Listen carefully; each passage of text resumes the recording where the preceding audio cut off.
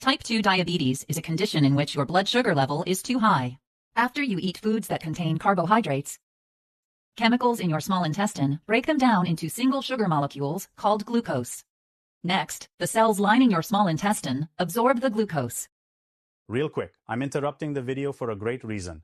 Check out this amazing product for managing diabetes. It'll be fast, I promise.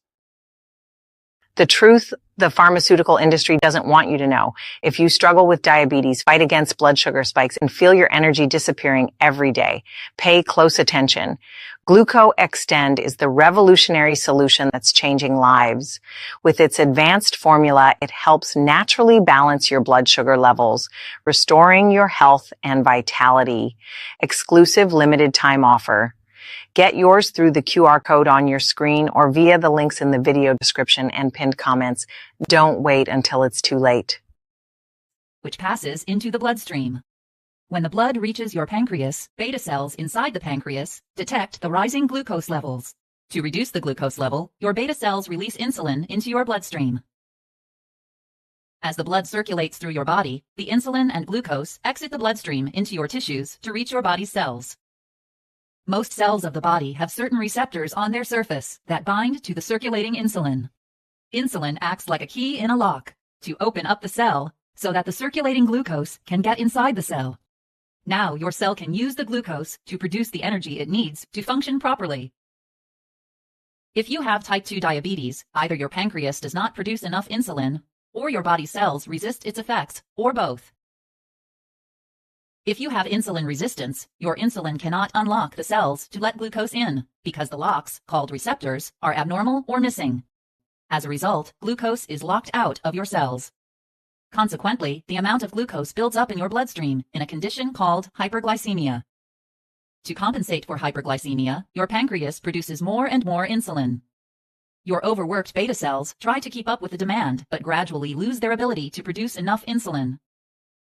Due to hyperglycemia and the lack of insulin, you may experience the following classic symptoms of diabetes: excessive hunger, excessive thirst, increased urine volume, and unexplained weight loss.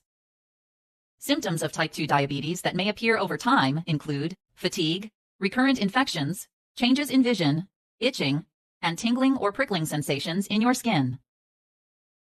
Life-threatening complications of type 2 diabetes include diabetic ketoacidosis, hyperosmolar hyperglycemic non-ketotic syndrome, and hypoglycemia.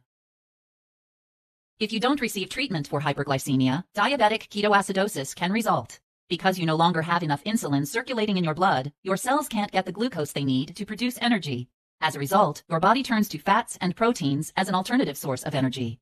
During the fat breakdown process, certain byproducts, known as ketone bodies, accumulate in your blood, resulting in a condition called ketosis.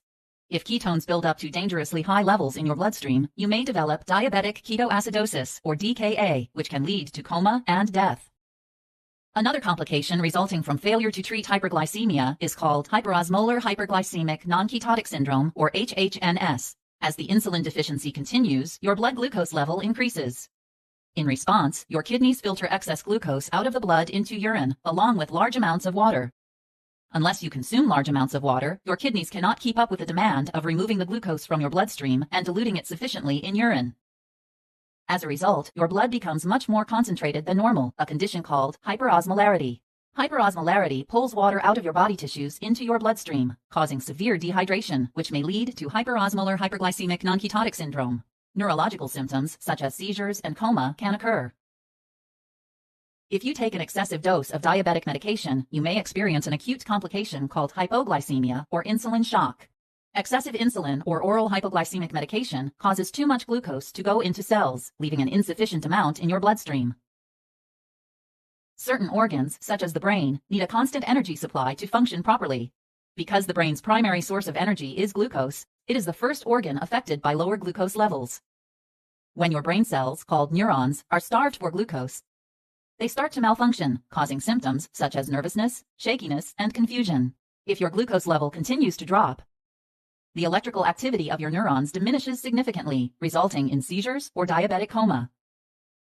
Over time, chronic, poorly controlled type 2 diabetes can cause degenerative tissue damage, resulting in long-term complications such as atherosclerosis, blindness, neuropathy, and renal failure. To avoid the complications of type 2 diabetes, you can take steps to keep your glucose level within a normal range using a combination of blood glucose monitoring, a healthy diet, regular exercise, and medications as necessary. You will need to check the level of glucose in your blood frequently with a glucometer. To do this, you will prick your finger with a small needle called a lancet and place a drop of blood on the strip attached to the glucometer.